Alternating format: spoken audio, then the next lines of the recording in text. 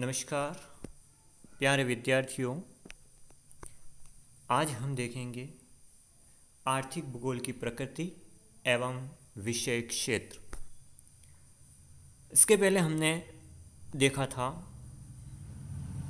आर्थिक भूगोल की परिभाषा और सिलेबस को। तब देखते हैं आर्थिक भूगोल की प्रकृति और विषय क्षेत्र। सबसे पहले लेते हैं आर्थिक भूगोल की प्रकृति। आर्थिक भूगोल की प्रकृति मानव की आर्थिक क्रियाओं की क्षेत्रीय विभिन्नताओं तथा उनके स्थानिक वितरणों और संबंधों का अध्ययन करना होता है। आर्थिक भूगोल की प्रकृति के अंतर्गत हम आर्थिक क्रियाओं का अध्ययन करते हैं, उनकी क्षेत्रीय विभिन्नताओं का अध्ययन करते हैं और उनके स्थानिक वितरणों का और आपस में क्या संबंध है इनका अध्ययन करते हैं। मानव के जीविकोपार्जन की विभिन्न विधियों का प्राकृतिक परिस्थितियों के साथ उनके परिवर्तित संबंधों के संदर्भ में अध्ययन करना आर्थिक भूगोल की प्रकृति है। मानव अपने जीविकोपार्जन के लिए विभिन्न प्रकार की गतिविधियां करता है। उन गतिविधियों का प्राकृतिक वातावरण के साथ संबंध भूगोल की प्रकृति है। उनका अध्ययन करना भूगोल की प्रकृति है। आर्थिक भूगोल मानव की आर्थिक क्रियाओं पर वातावरण के प्रभाव का अध्ययन करता है। आर्थिक क्रियाओं पर भौतिक एवं सांस्कृतिक दोनों ही वातावरण का प्रभाव पड़ता है। इसलिए मानव ने अपने वातावरण का उपयोग कर अपने वातावरण से सामंजस्य स्थापित कर आर्थिक क्रियाओं का विकास किया है। इस प्रकार इन तथ्यों का अध्ययन करना ही आर्थिक भूगोल की प्रकृति है। तो हम प्रकृति के अंतर्गत क्या अध्ययन करते हैं कि आर्थिक क्रियाओं पर वातावरण के प्रभाव क्या पड़ रहे हैं, चाहे वो भौतिक अथवा सांस्कृतिक वातावरण, उसका प्रभाव है, उसका अध्ययन किया जाता है आर्थिक भूगोल की प्रकृति के अंतर्गत। तो यही प्रकृति है हमारी कि भौतिक और सांस्कृतिक वातावरण का आर्थिक क्रियाओं पर पड़ने वाला प्रभाव और उसका अध्ययन करना। आर्थिक भूगोल के द्वारा किसी देश के प्राकृतिक संसाधनों और मानवीय संसाधनों का सरलतापूर्वक मूल्यांकन हो सकता है, जिससे देश के प्रादेशिक विकास एवं नियोजन का सुदृढ़ आधार मिल जाता है। तो इस तरह हम प्रकृति के अंतर्गत इन तत्वों का अध्ययन करते हैं, इन तथ्यों का अध्ययन करते हैं। यही आर्थिक भूगोल की प्रकृति। आगे बढ़ते हैं, हम आर्थिक भूगोल के विषय क्षेत्र के बारे में देखेंगे।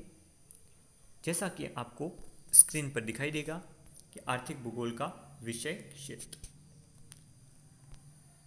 आर्थिक भूगोल के विषय क्षेत्र में मानव की आर्थिक गतिविधियों के वितरण एवं उनके विभिन्न प्रतिरूपों की क्षेत्रीय विभिन्नताओं पर प्रकाश डालने वाले कारकों एवं प्रक्रियाओं को सम्मिलित किया जा सकता है। आर्थिक भूगोल के विषय क्षेत्र को निम्नांकित बिंदुओं के द्वारा हम समझ सकते हैं। आपके सामने दिखाई देगा। पहला बिंदु है आपका आर्थिक क्रियाकलापों के वितरण का अध्ययन। अब हमारे विषय क्षेत्र के बारे में देखते हैं आर्थिक भूगोल का। तो आपका जो सिलेबस है उसके अंतर्गत अधिकांश तथ्य सम्मिलित किए जा सकते हैं। जो आपका पूरा सिलेबस है जो हमने डिस्कस किया था, तो वही आपका विषय क्षेत्र है। अधिकांश तत्व इसके अंतर्गत सम्मिलित किए जा सकते हैं। फिर भी कुछ तत्व आपके सामने हैं कि विषय क्षेत्र के अंतर्गत निम्नांकित तथ्यों को हम देख सकते हैं। तो पहला तथ्य था आर्थिक क्रियाकलापों के वितरण का अध्ययन। अब मानव विभिन्न प्रकार की आर्थिक क्रियाकलाप करता है, चाहे वो कृषि का कार्य कर रहे हैं, खनन का कार्य करें, उद्योग चलाएं, परिवहन के साधनों का प्रयोग करें।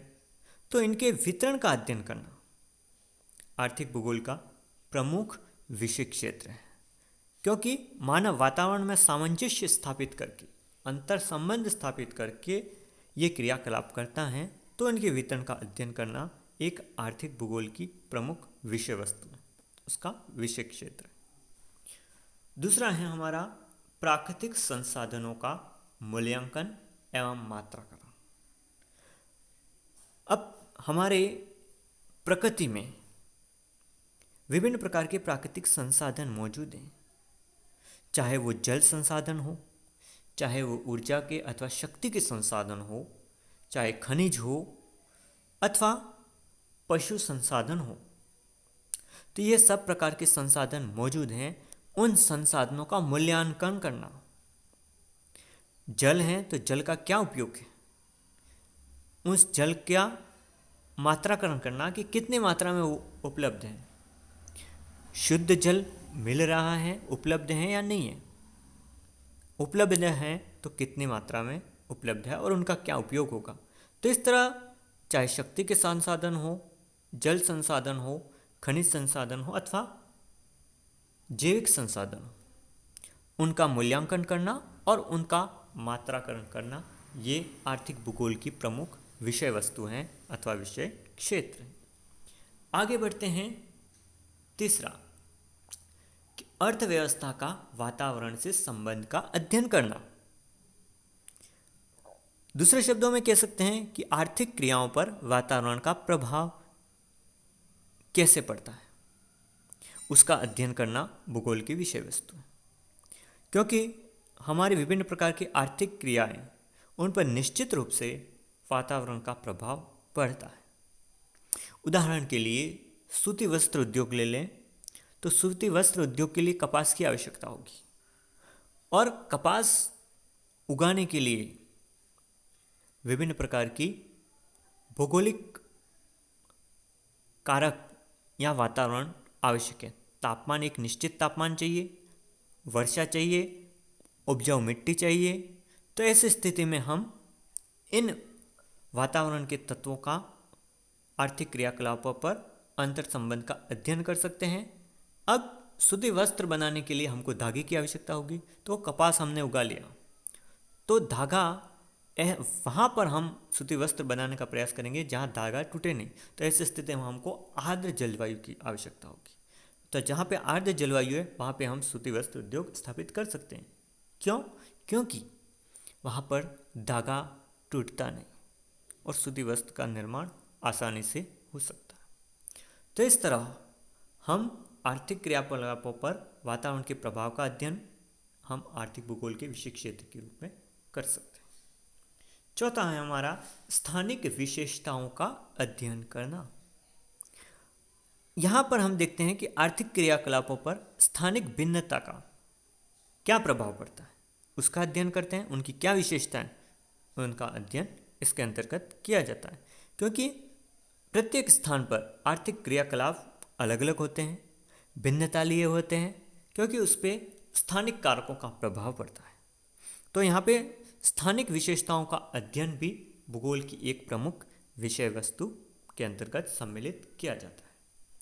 अगला कारक है हमारे अगली विषय वस्तु हैं आर्थिक भूगोल की मानवीय संसाधनों का मात्राकरण एवं संभाव्यताओं का अध्ययन करना। संभावना को मानव के प्रमुख संसाधन है, क्योंकि मानव ही सभी संसाधनों का उपयोग करता है। तो ऐसी स्थिति में मानव महत्वपूर्ण है। तो यहाँ पर मानवीय संसाधनों का मात्राकरण कि कहाँ कहाँ जनसंख्या का दबाव ज़्यादा है, वहाँ पे कौन कौन सी आर्थिक क्रियाएं की जाती हैं, तो उनका मात्राकरण करना और इन मानवीय संसाधनों का उपयोग करना, किस तरह उपयोग हम कर सकते हैं उसका अध्ययन करना। विशेष करके जनसंख्या का अध्ययन करना, चाहे जनसंख्या घनत्व है, जनसंख्या का वितरण है, जनसंख्या के द्वारा किए जाने वाले क्रियाकलाप हैं, उनका अध्ययन करना ही हमारे आर्थिक भूगोल का विषय क्षेत्र है।